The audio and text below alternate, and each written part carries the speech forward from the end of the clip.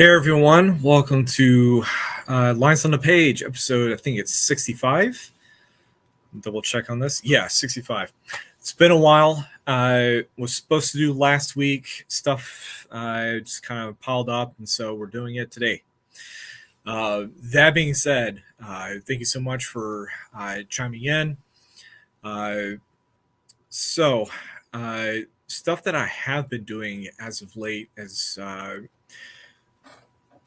pretty busy with doing storyboarding for um, a comic that I'm writing and drawing called Ghost Notes, and I'll show some of the storyboards on that later. But today, we're going to be doing something a little bit different. We're going to be talking about character design, and we're going to be drawing a character from scratch, just to see my thought process and totally different genre than whatever it is that I'm doing with Ghost Notes, which is more slice of life.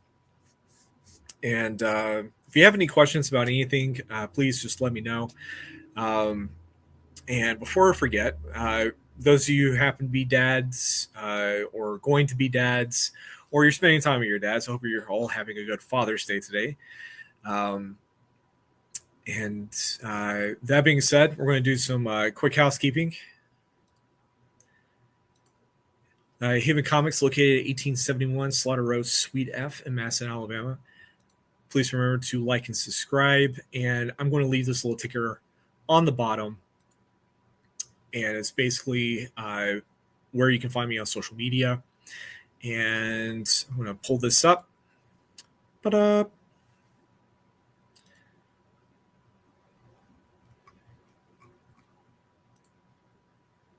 So, yeah.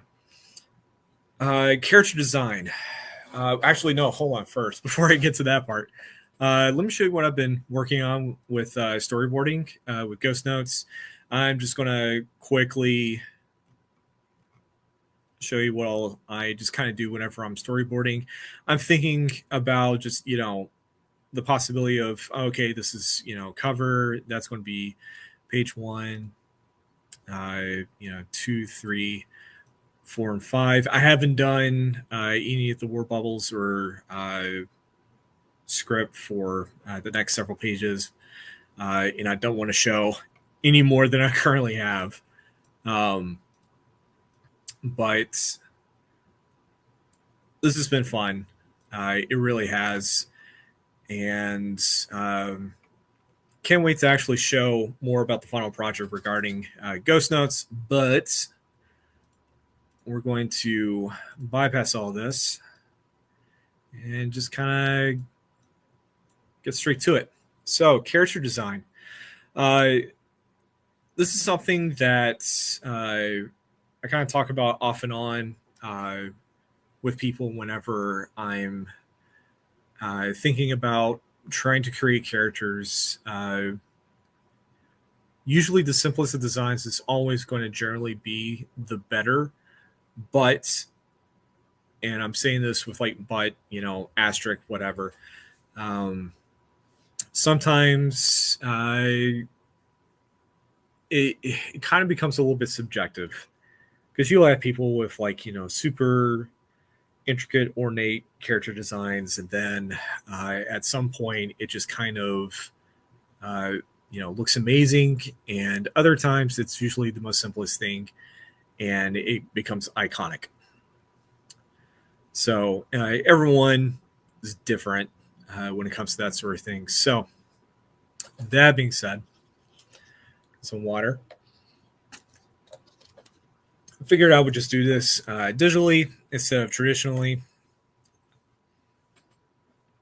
And we're going to basically just create a character from scratch. And I was thinking about, because Free RPG Day is coming up, I was thinking about RPG characters, and I was thinking about how elves have changed how they look from, I think it's like 3rd edition to like 5th edition, because they start to look more human with pointy ears and less elf, super alien looking. And figured, let's just kind of go back to that sort of thing. Maybe make it a little bit more science fiction looking. So we're going to do, you know, draw an elf. I'm going to have it somewhere between fantasy and sci-fi.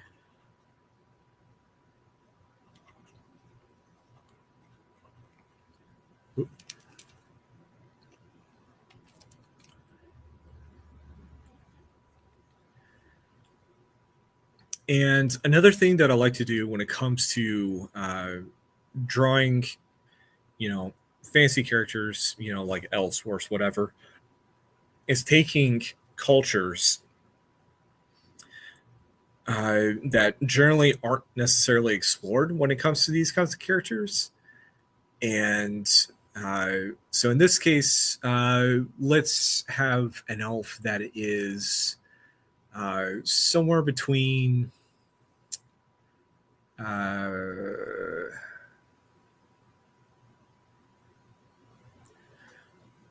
Somewhere between like you know Celts, maybe sort of ancient Gaul looking, and maybe trying to emphasize another culture, like say something shamanistic from Asia, like the Mongols. So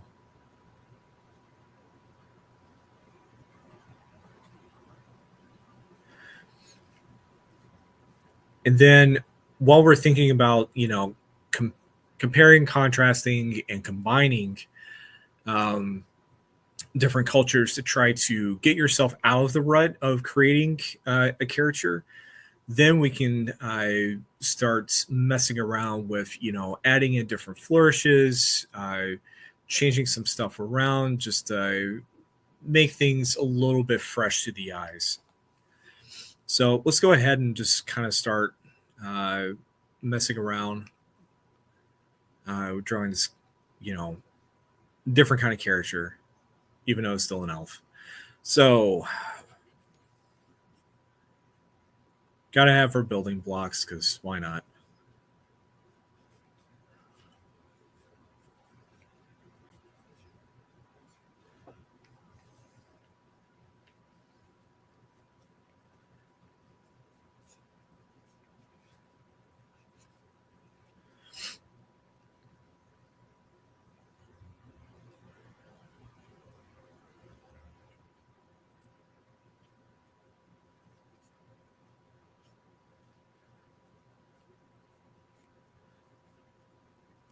So, I'm thinking of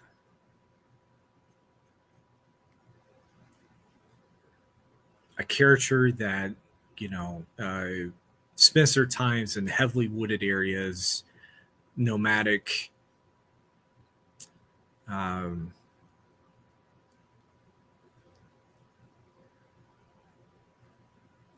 very much in tune with the world around them.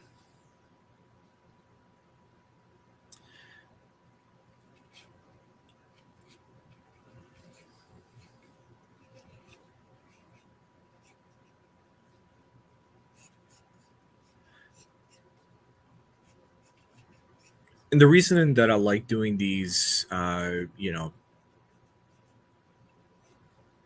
different types of, combining and contrasting of cultures, especially with like fictional characters like elves, dwarves, uh, kobolds, dragonborn, goblins, whatever.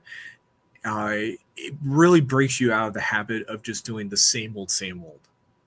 And like, I can't tell you how many times you can pick up a game, a movie, a book, and the descriptions are always just kind of like the same when it comes to, these fictional type characters. So by doing, exercises like this it kind of just flexes your mind just a little bit. But at the same time, we're also talking about completely, fictional characters and races and all the fun stuff that makes science fiction and fantasy what it is. Or in this case, maybe a little bit of science fantasy. So, got the building blocks down. Now we're just going to kind of go to town. So, I'm thinking about, since I had mentioned before, Celtic and, Gaul, especially with even some Native American tribes, how they would usually paint their faces in different designs and stuff like that. Let's kind of change it up just a little bit to where, let's say, the top half of their head and their hair is painted. So if we go ahead and just kind of throw down some more lines, just a little bit.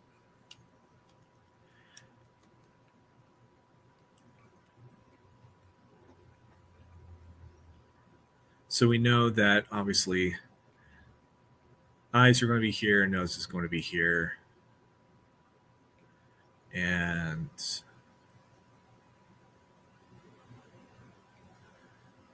mouth is going to be there. All right. So I'm going to get rid of some of these lines. And sure, let's go ahead and give them a head of hair. Now, I am going to be messing with some color. It's going to be on a completely different layer. Reason being is that even though, yes, I could definitely do this just, black and white, it's nice just to mess around, especially whenever you're just doing simple character design sketches like this, that sometimes you kind of want to have a color palette that you can think about.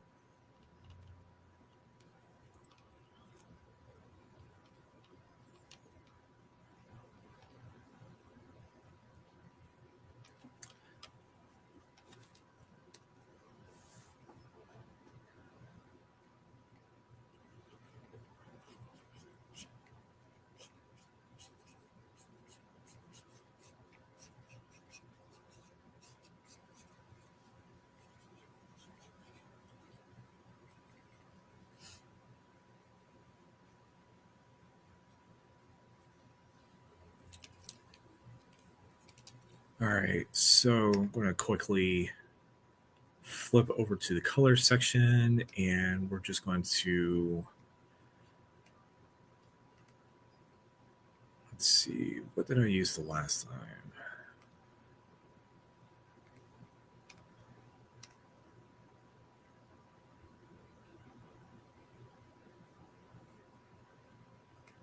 I wish I could remember all of the different brushes and stuff. Maybe in this. Let's try it. It's all part of experimenting. Yeah. So,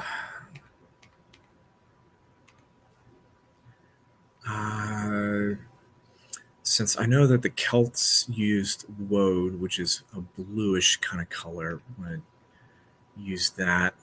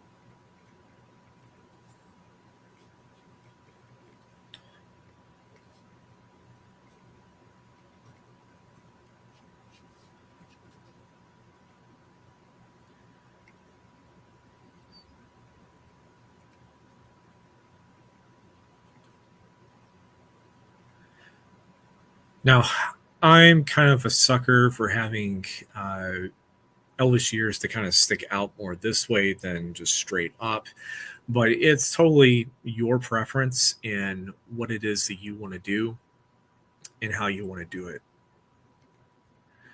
Hey, uh, kind of thankful that I'm not. I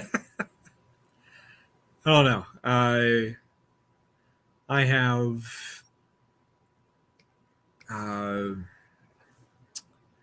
don't want to say like reservations, but I guess the idea of just ever being a dad, uh, it's a bit frightening, especially in this day and age.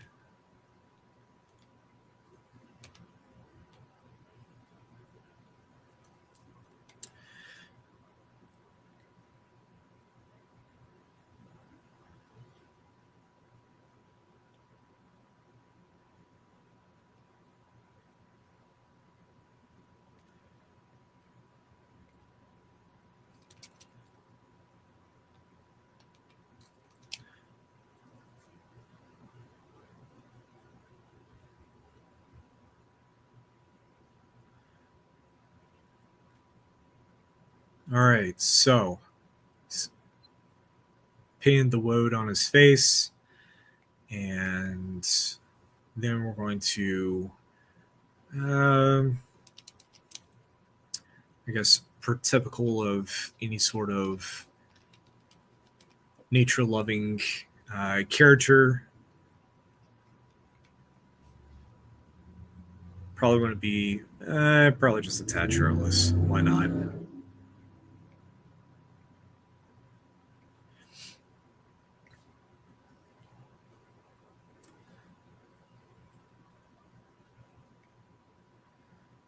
All right, so change this just a tad. Now, keep in mind, with just doing character designs, it doesn't have to be completely fully fledged. It's more about trying to just get the idea down. It's never about trying to make some super polished finished product. It's never going to be perfect, uh, which you guys have more likely have heard my comments when it comes to the concept of perfection. For those that are uninitiated and don't know, it is near impossible for anything to actually be perfect, simply because uh, for every one person that says something is perfect, 10 people can find the imperfections in it. Uh, while at the same time, um, the what is considered masterpieces within anything creative, there is always imperfections littered in it.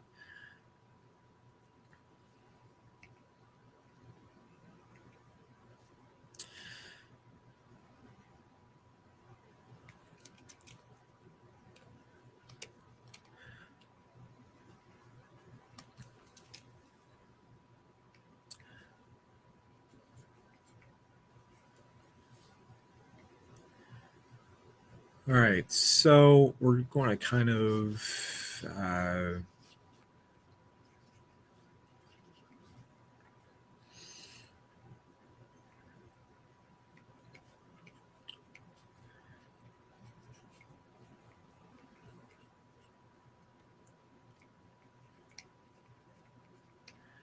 do this number. Let's say the belt is kind of a sash knot thing. I know that's like super uh, technically accurate.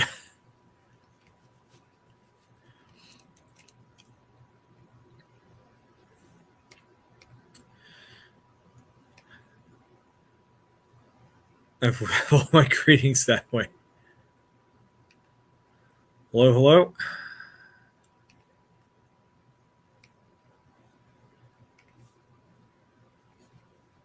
All right, so instead of having, I guess, the knot, which generally a lot of people will tend to draw the sash, knot, bow, whatever, either like directly in front or directly in behind. We're going to be a little bit asymmetrical, and we're going to move it a little bit over to the side. Doesn't matter if it's to the left or to the right, but we're going to put it right about here instead of right there. So on top of that, we're going to have it be just a little bit layered.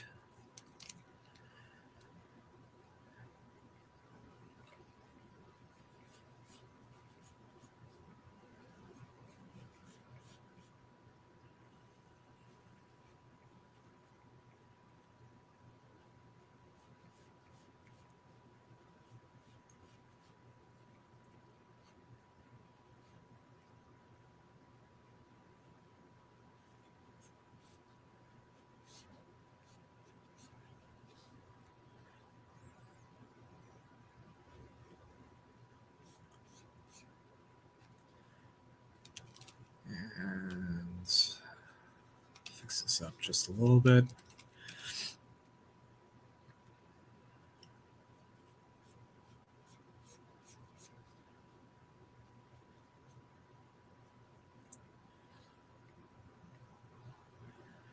Now, if you want to get really, technically detailed regarding anatomy, yeah, sure, we can put in the anterior serratus right here. Yes, we can chisel out those abs, so on and so forth. I'm not going to bother with all of that.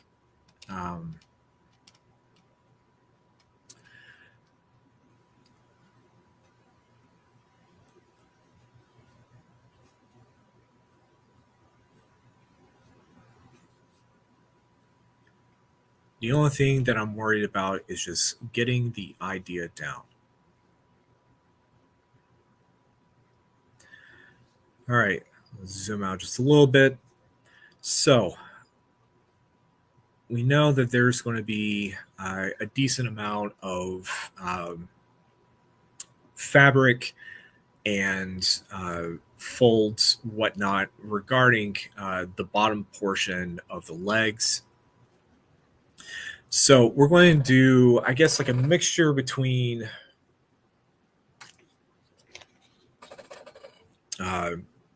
sort of like a leggings, trousers sort of thing. Maybe we're going to mix in a little bit of, I don't really want to call it a kilt, but I don't really want to call it loincloth either. Loincloth in the sense of what you would typically see with, like Last of the Mohicans. But we're going to try to aim sort of in a really weird melding kind of scenario. So at least that's what I'm just kind of thinking and envisioning of what to build. So we're going to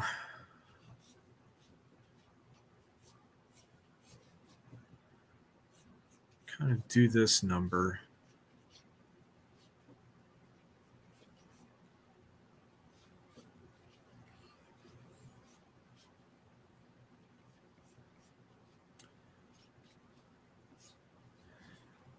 And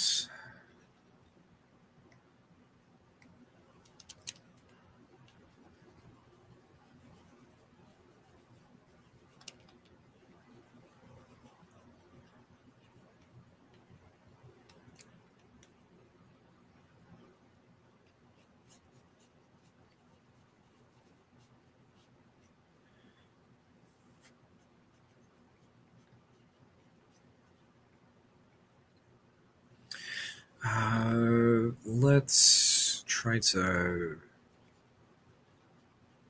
zoom this out just a little bit, test it, see how it looks.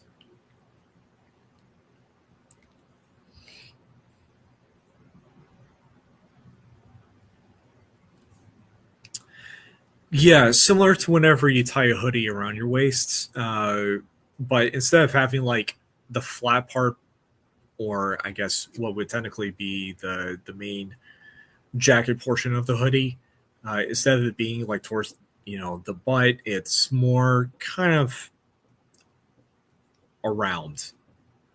No differently if you were tying like a towel around your waist if you just came out of a shower.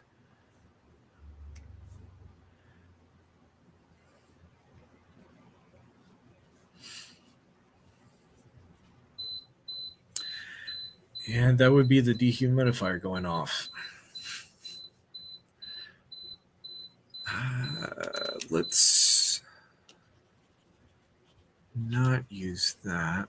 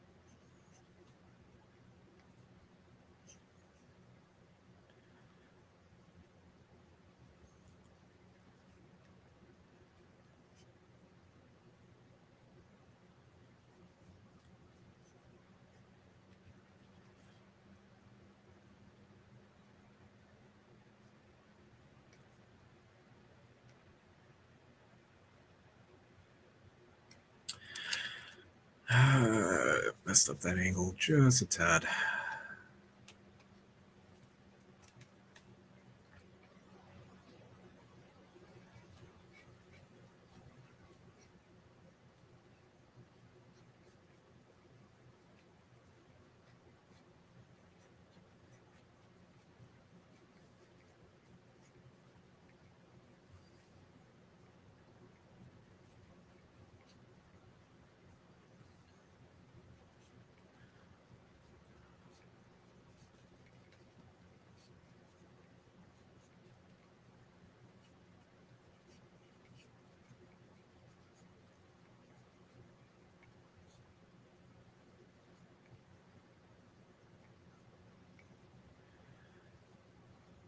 All right, so got that idea down.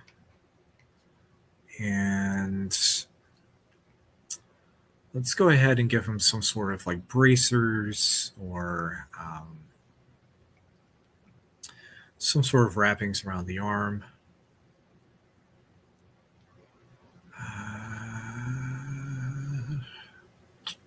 Ooh, got it.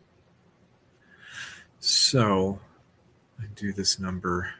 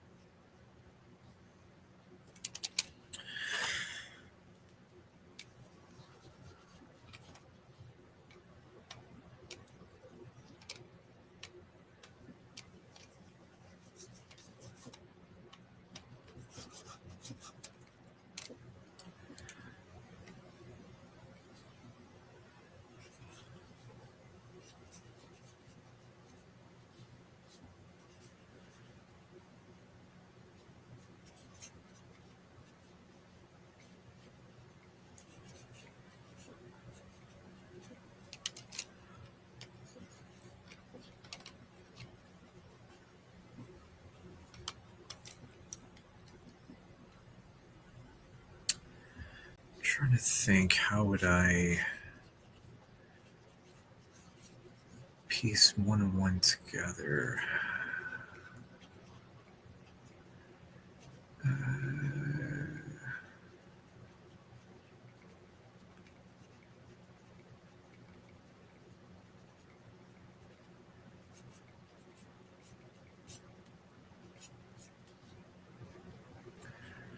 Okay.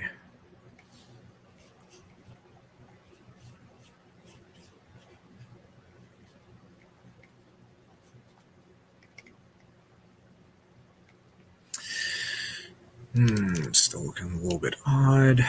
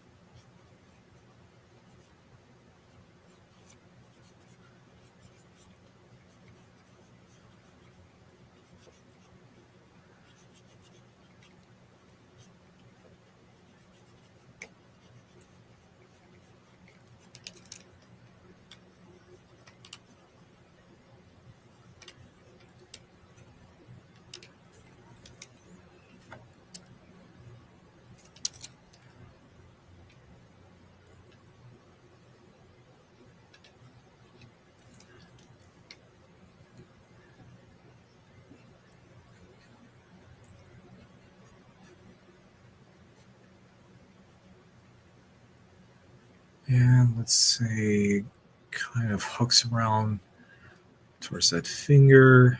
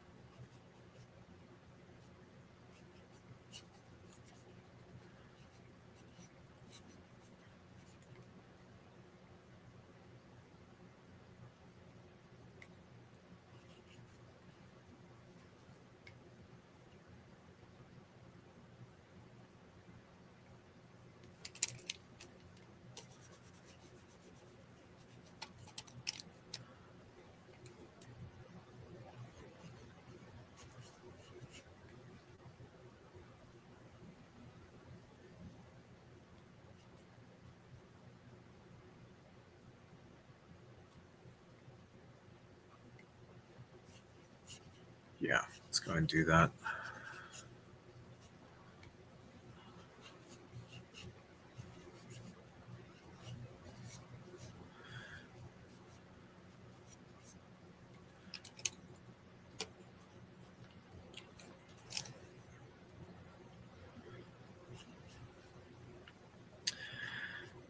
All right.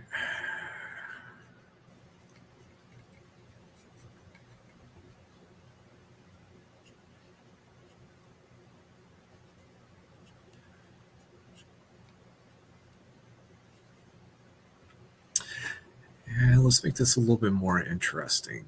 We're going to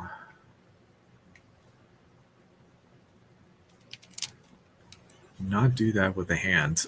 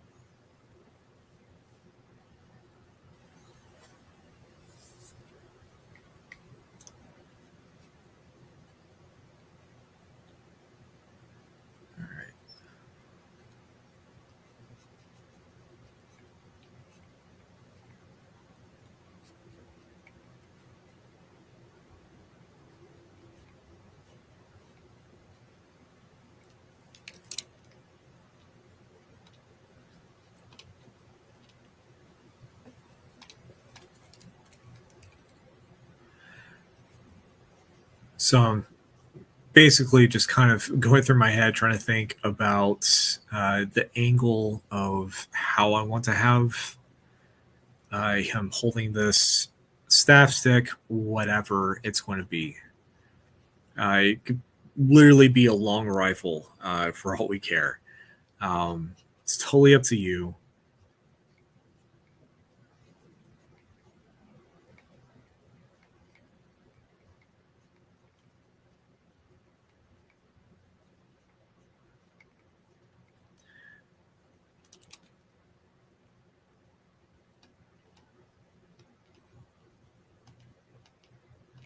But again, point and purpose is just trying to get the idea out, see where it goes, mess around with things, and just kind of go to town with it, you know?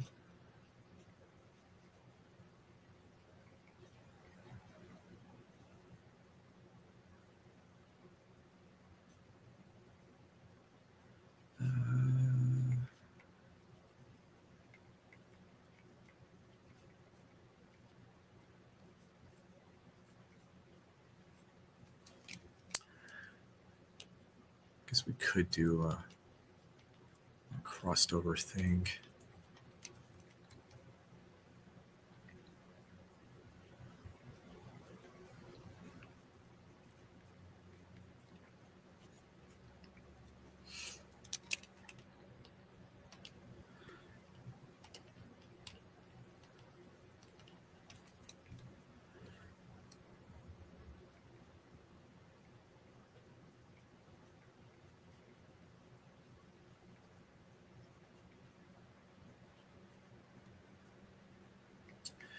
All right, so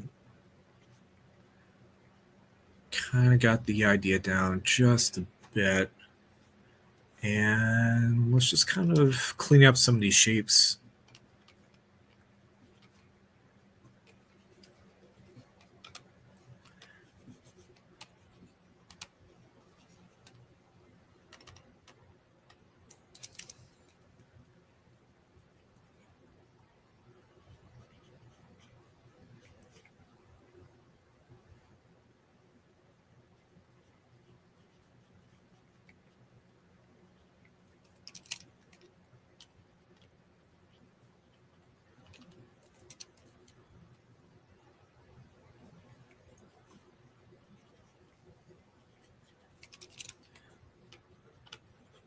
And let's maybe make the material just a little bit more poofy, just to give it some extra padding so it's not looking so thin.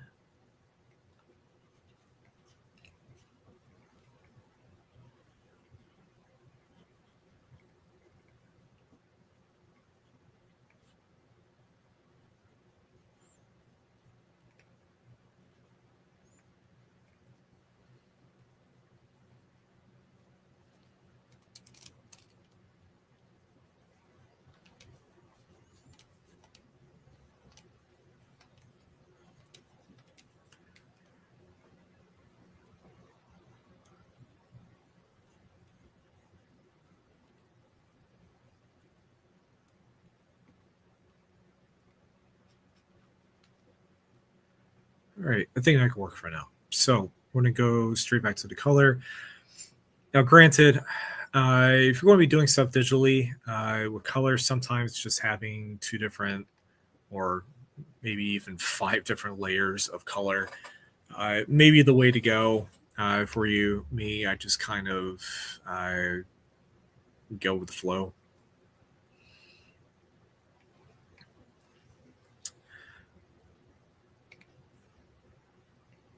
And let's see. I think with the skin tones, I'm going to be going with very pale.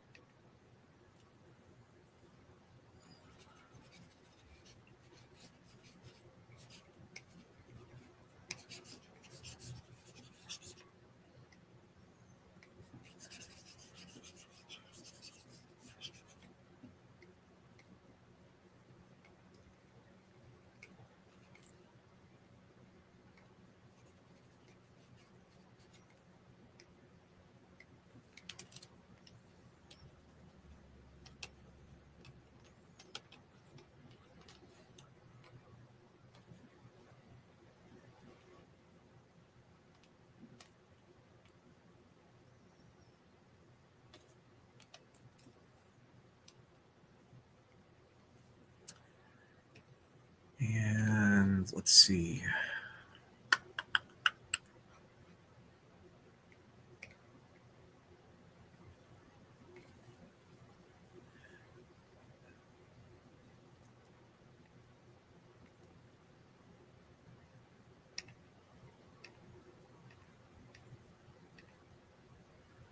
Trying to think about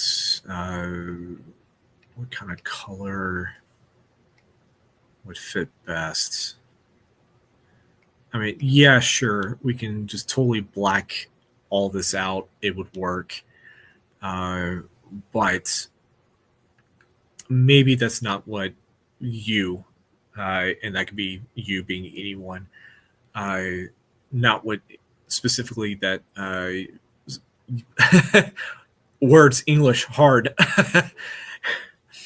It's probably not what you specifically would want to do. So we're going to mess around with other colors that would definitely work within this context. And that could be other like lighter shades of blue, paler shades, I should say. Trying to think best.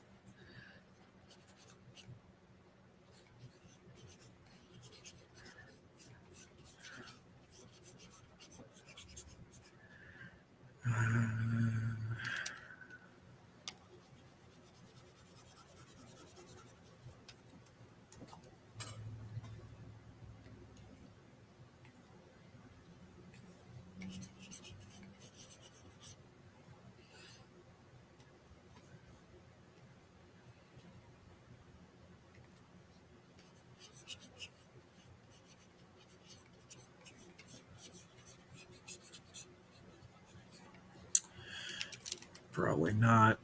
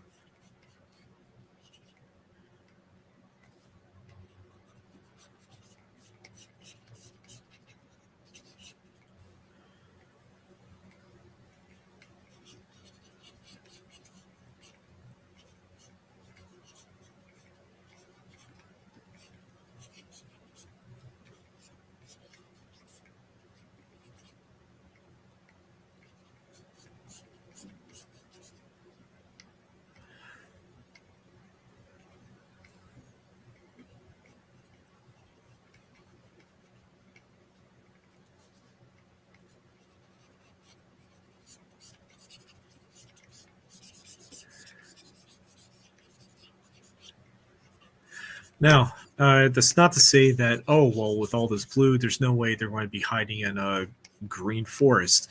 Yeah, you're probably right. But who's to say that the forest that they're in, um, you know, the plant life doesn't have these, blues or indigos,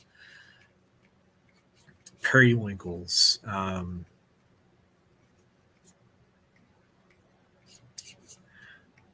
Maybe it does. So it's nice to be able to play along and think about these different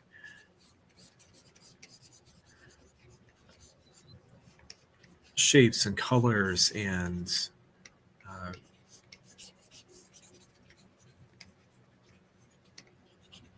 ideas of what this world and how this character is able to blend in within it. Oops.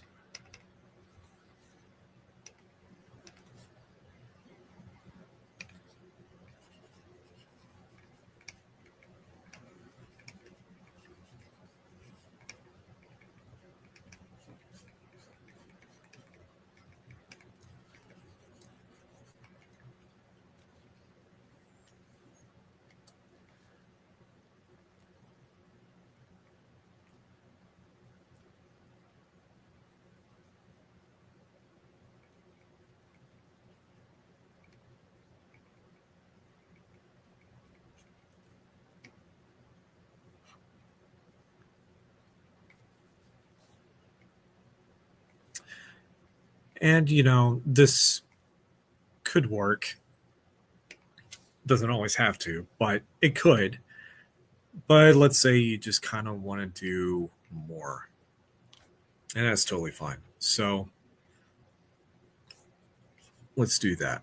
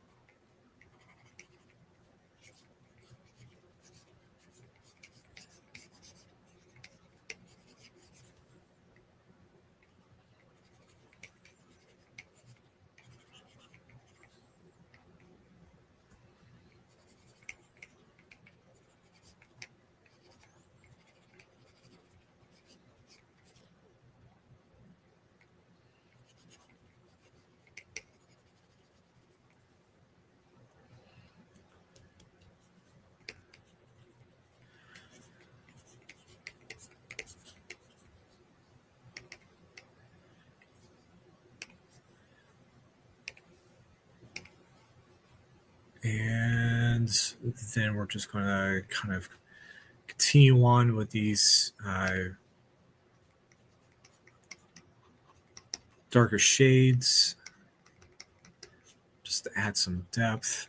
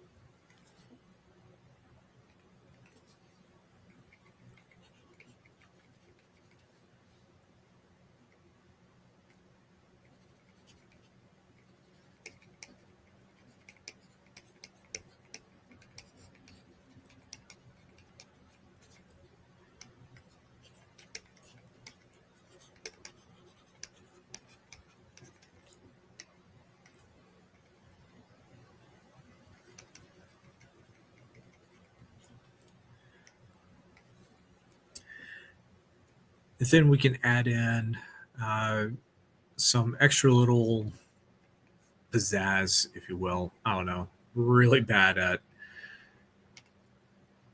trying to state exactly what it is. Trying to go for here, but for instance, if we're thinking about the padding with all this, maybe it's been completely quilted together.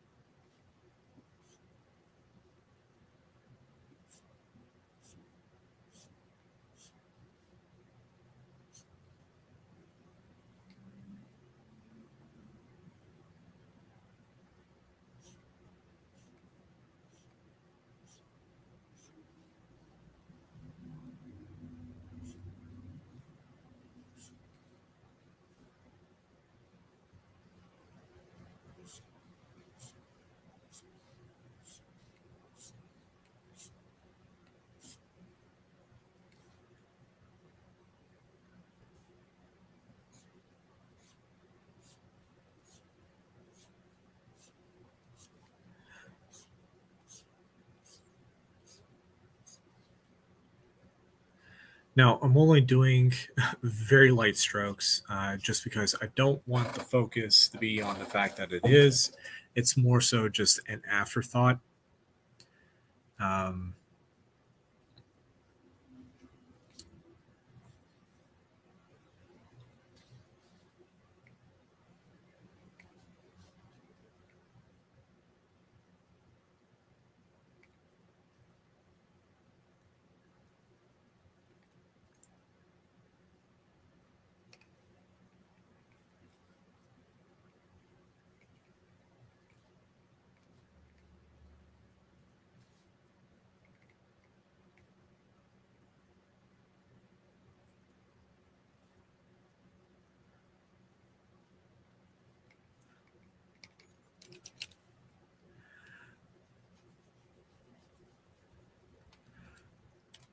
so, one of the things I've noticed when it comes to, and this happened to me as well, and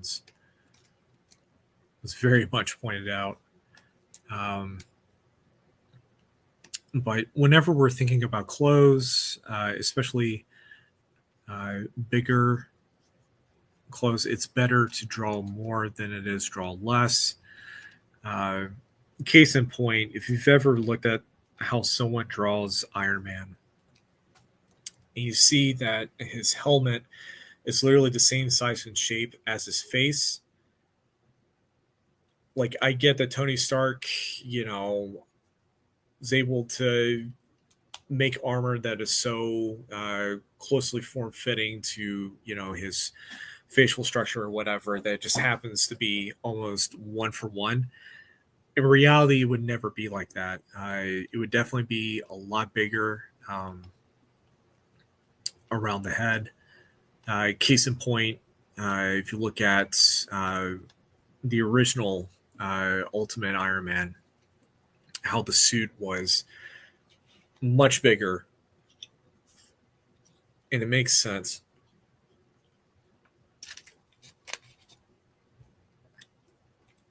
because you have to think about the dimensions and uh,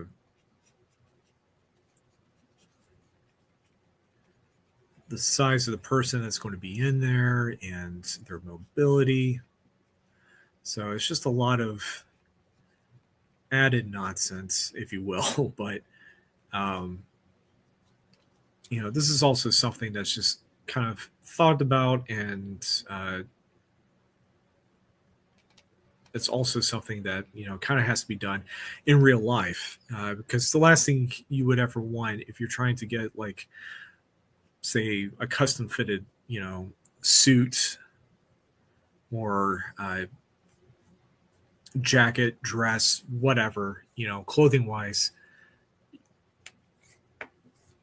you would never uh, have it so, you know, like a size smaller and less comfortable than what you would typically be wearing, because the chances of you gaining 5 pounds between now and the next time you wear it, more likely than none, which is usually why whenever tailors and seamstress usually give off the option of, you know, we'll make the alterations here and there from stock pattern and size to accommodate for, you know, movement, tightness, so on and so forth. So that being said, that has definitely been something that I've noticed uh, with just, like, you know, up and coming uh, comic book artists and how they draw, you know, characters like Iron Man, where it's just like there's no way possible that Tony is going to be able to move comfortably in a suit like that, and it literally be the same size and dimensions of his body. Uh, there would just have to be some stuff that would be different. And that's always kind of been the thing that I've applauded Brian Hitch when he was originally drawing um, the Ultimate Iron Man suit in the first Ultimates run, because it made sense.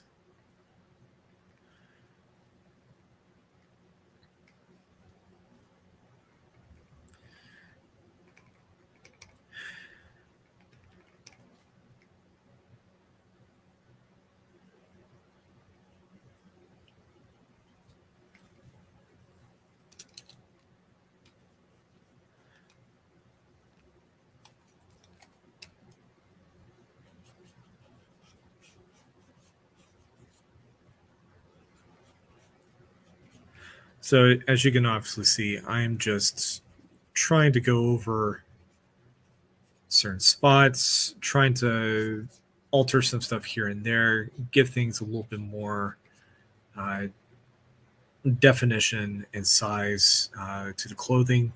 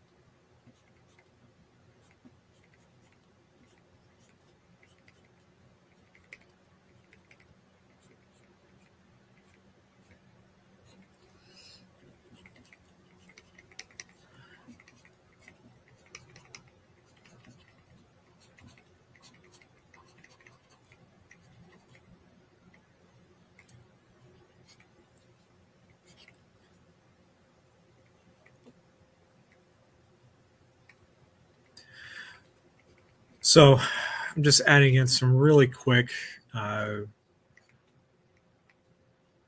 fine lines within this, just to add things that are almost just personally, I feel like are negligible regarding just the overall scheme of things. Because when it comes to, I guess, like the interiors, some of the stuff you're not going to be drawing it every single panel. So whenever I see, and I did this to myself growing up, and someone thankfully pointed the errors of my way. Um, but like, you're never going to be drawing every single uh, nut and bolt and seam and um, fabric design of a character. It's never going to happen in every single panel, and you do have to pick your battles regarding how much and how often uh, you have to.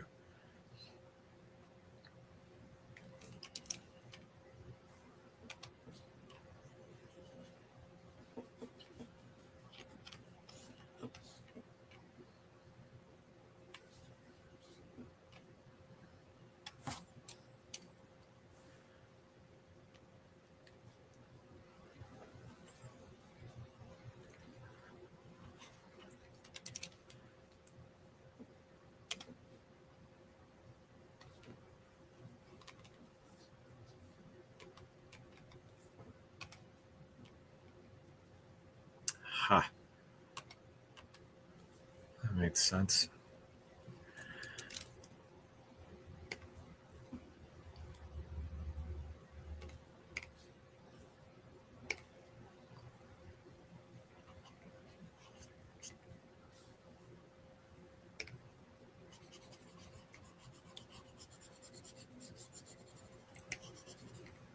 Hmm. That did not work in my favor. Okay.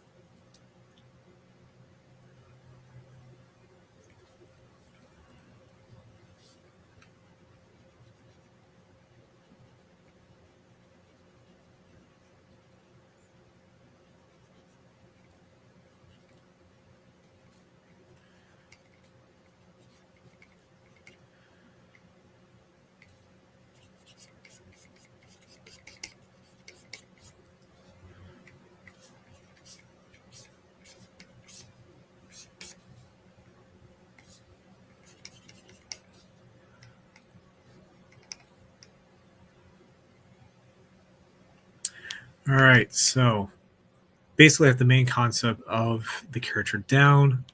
So what's left? Well, let's mess around with the stick thingy. Super technical, I know.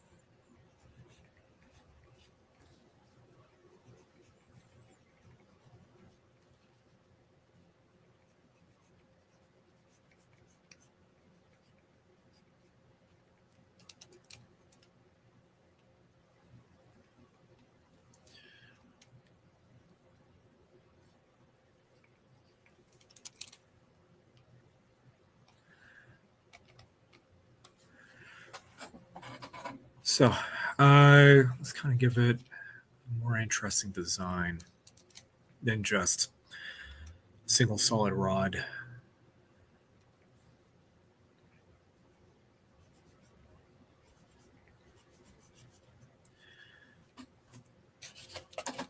Little quick water break.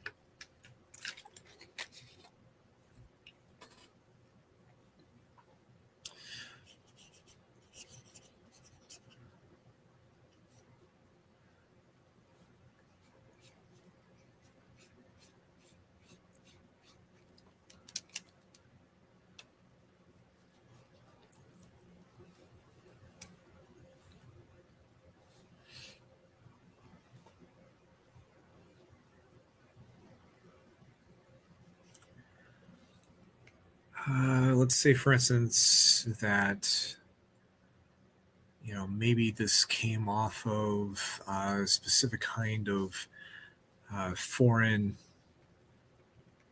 uh, tree of some sort.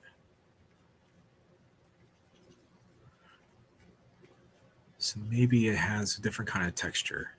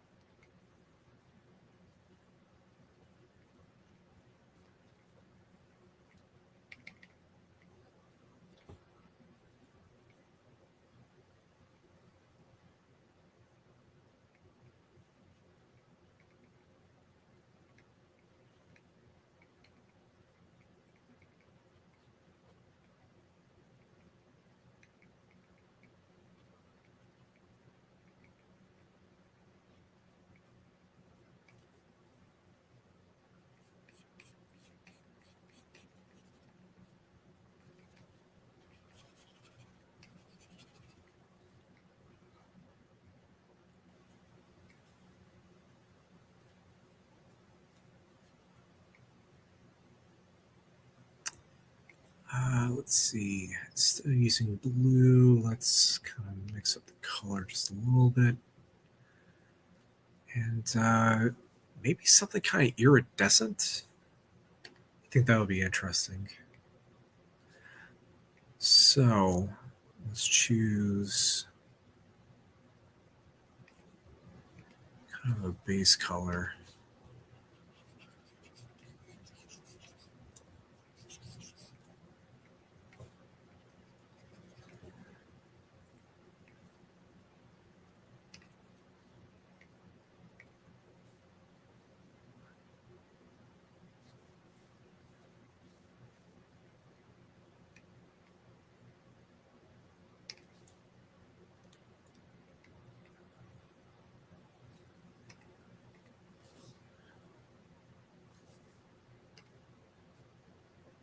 Hmm.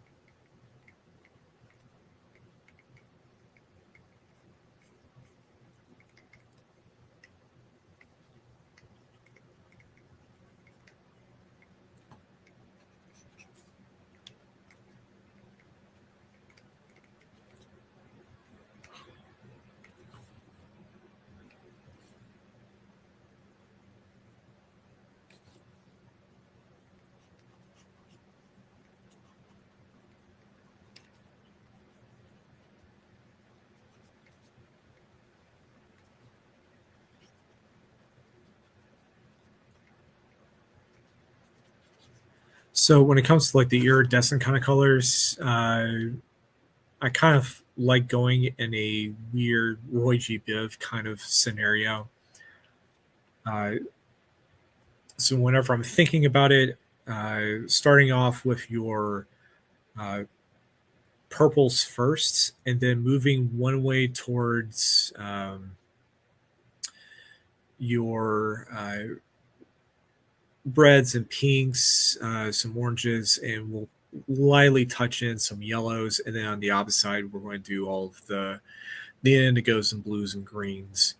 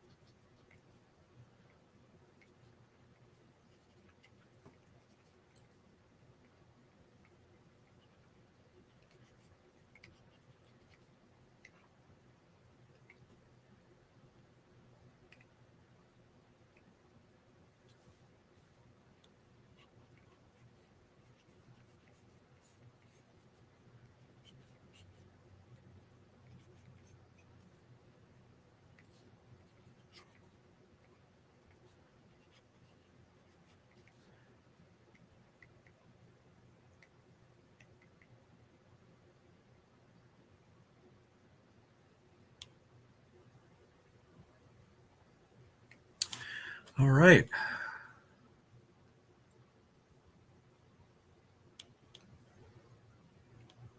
So we definitely have something that's a little bit interesting. So far, we've kind of got some stuff fleshed out. Now, I think I kind of want to take it just a little bit more, and we're going to add, I guess, some extra colors into all this,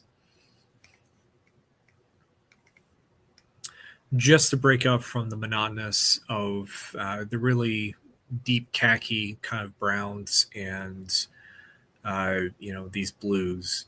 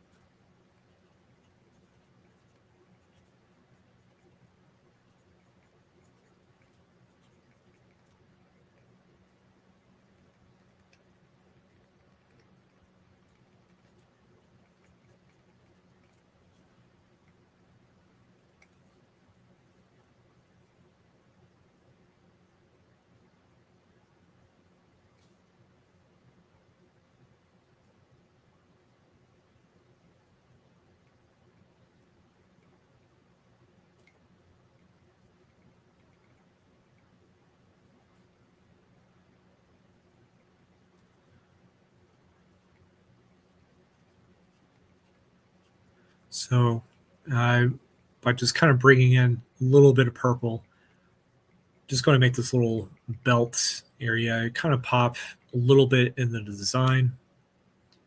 It's not much, but it basically just kind of does the trick.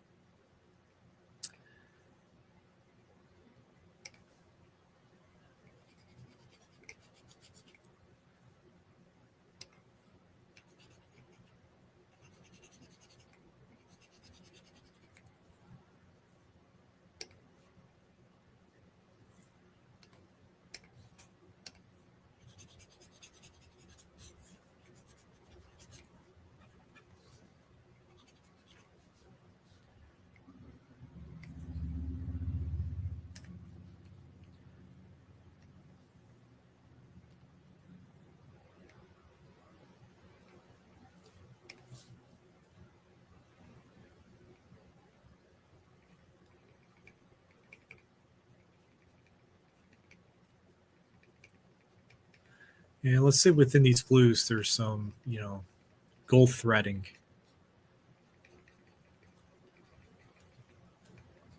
It's not much, but it's enough to kind of break out of all this blue.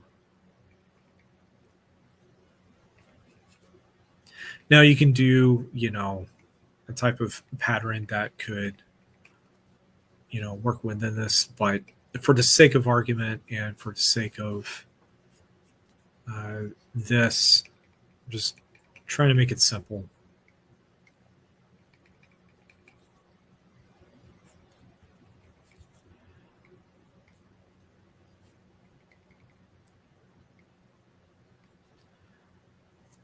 And let's say there's some of that gold threading within the recesses of the padding, just a little bit. So in order to make this kind of pop out a little bit more, we can keep the dark of these lines right here, but then, as in, what's down here, but then we can just simply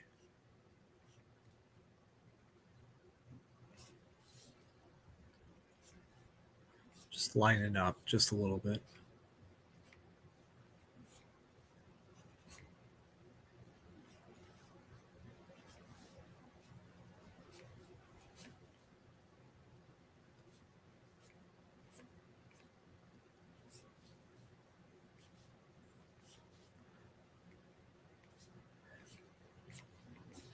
Again, not trying to make this, perfect or anything like that.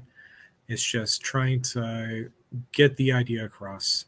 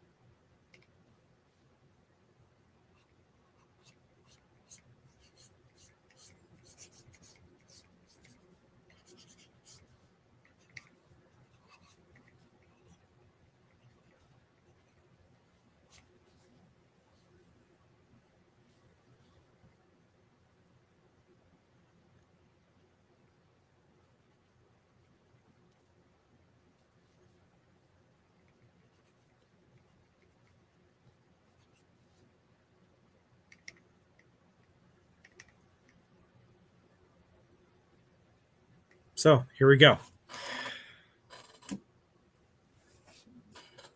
Within almost an hour and a half, or maybe just the better part of an hour, we've already basically just created from scratch, uh, a brand new character, basically.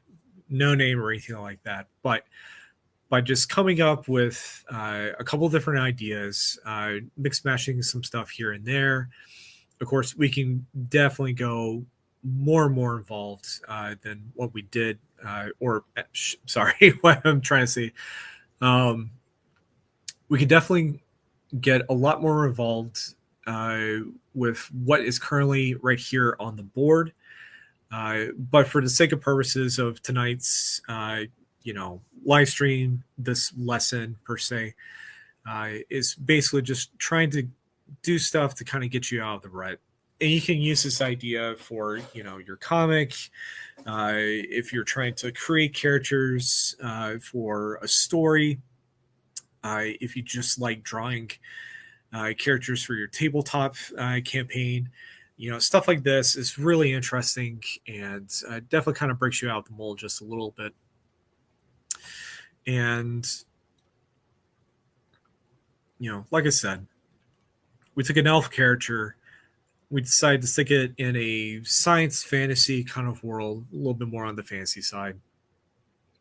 We took some inspiration from the Celts, the Gauls, a little bit. I think a little bit more on the Native American side than the Mongolian, with like the leggings and shoes. But that being said, like I said, it's a fantasy character. And the thing is that like it didn't have to be like a super pale skin elf. I mean, the skin color could be purple for all I care.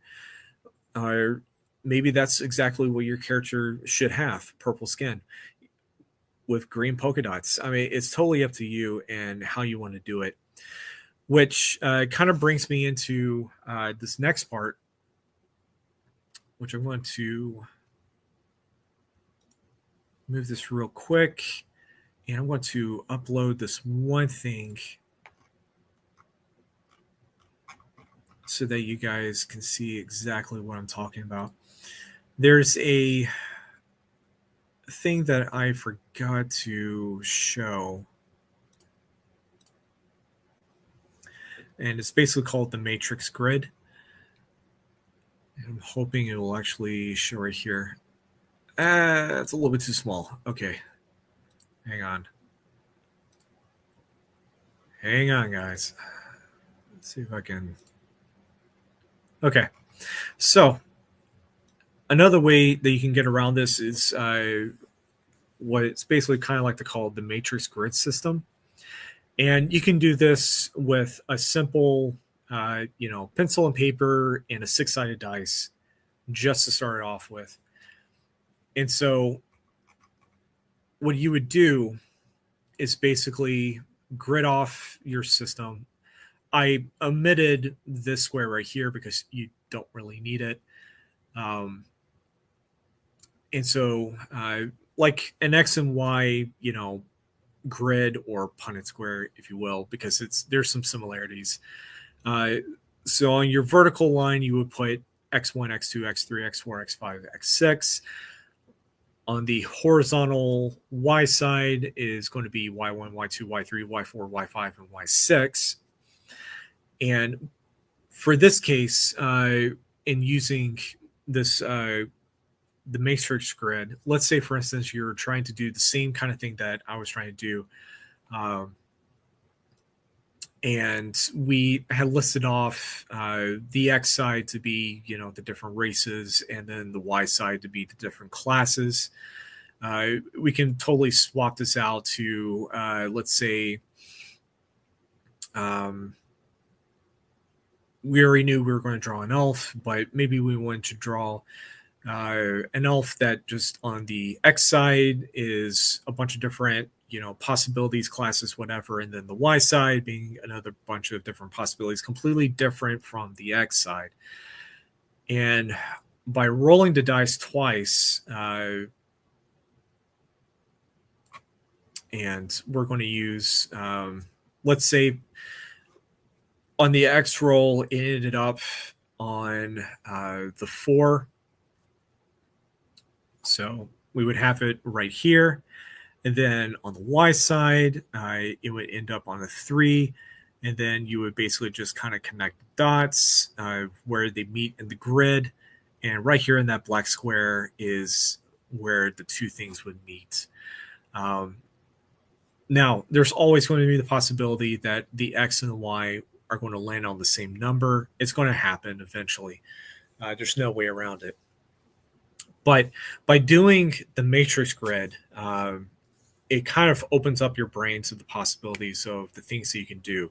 Now, the caveats with it is that the more intricate you make it, so you could literally use a D20 for all your rolls. The problem is that if you do that, you have to have 20 options on one side, 20 options on the other, and they all have to be completely different. So cool, but creates the problem. So started off with just a simple D6 die, and you can come up with a lot of things.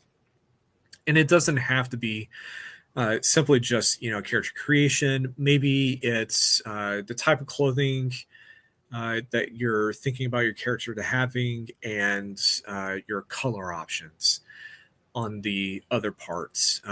Maybe you're trying to figure out what kind of story for your comic that you're trying to write. Well, maybe you have a bunch of genres on one side and a bunch of genres on the other. Again, you're just letting the dice roll to kind of get you out of the stuff that you normally kind of stick yourself in. Because I think the last thing that anyone wants is just to create another story where you've got yet another the same old capes and tights, vigilante wearing a hoodie, anti-hero story, what have you. I mean, there's so much out there as far as just trying to create characters.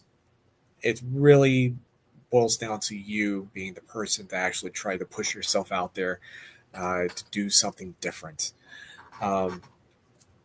So it's part of the reason why with some of the character designs and the possibilities that I've been trying to come up with off my own as warm-ups, basically, is just trying to do different things. So want to draw, you know, different kinds of like, animals like uh, gorillas and lions and stuff like that, but maybe I don't want them to look so that. Maybe I want them to have a bit of a biomechanical kind of look to them. Maybe I want to uh, take specific things like sailboats and spaceships and stuff like that, but maybe I want it to look a little bit more organic than the structured, rigid type of engineering that would be associated with vehicles like that. And maybe I want it to look a little bit more like a manta ray or maybe more like a jellyfish. So it's just stuff like that that kind of gets your brain to start operating a little bit differently to get you out of that rut, to come up with a bunch of different stuff. Now, funny enough, and this is not a product placement. I am not paid to do anything regarding Fate Forge, but uh, this book from the creatures is really interesting because it kind of goes into that same kind of route. Because you've got these bug type creatures, but they've got this whole Aztec Mayan kind of society based around them, which is interesting. I've never seen that before in an RPG. That basically just kind of makes the gears in my brain start operating in a different level. This little orc bugbear type character right here is very shamanistic. It's not something I would typically see with, races and characters like that. And it's stuff like that that just, it's interesting. It's different and it will catch someone's eye when it comes to just, writing a story and world building. The stuff that makes comics, basically. Um, so, all that being said, thank you guys for coming out. I'm sorry I wasn't super duper talkative in the chat. I do see you, so don't think I've ignored you. I do not know if I'll be going live again for the remainder of this month because I'll be busy trying to finish off the storyboarding with Ghost Notes. So we will see about next month as far as the next episode of Lines on Page. All that being said, we're going to end off the night with ye old housekeeping. Haven Comics located 1871 Slaughter Road, Suite F in Madison, Alabama. And if you do like the show and any other show that we do, please remember to like and subscribe. You can find me at linktree.com/tpriceartworks, or you can just type in tpriceartworks in the search bar of whatever social media platform you possibly have. 9 times out of 10, you will probably find me there. This upcoming Saturday, Saturday the 21st, yes, Haven Comics is having free RPG day. Super excited about that. It's going to be a lot of different games going on, both in the morning and then also in the afternoon, which is awesome. It is an all ages event. So if you are a veteran of tabletop games, or if you're a brand new rookie, you have never played one whatsoever, we have the spot for you. So it's a lot of fun. It's not all Dungeons and Dragons or Pathfinder. There's also a bunch of other different games going on. But like I said, it's an all ages thing. We like to have a lot of different people try out stuff that they've never done before. There's also some free gaming stuff as well. So if you enjoyed everything that's going on and you want to pick up a module for your group of friends that you play with on the side, or if you want to try to start one using the modules that are there specifically for this event, they will be available here at Haven Comics on Saturday. However, it is literally while supplies last. So all that being said, I hope you guys have a good rest of your week. I hope you had a good Father's Day today. And I will see you guys when I see you. Bye.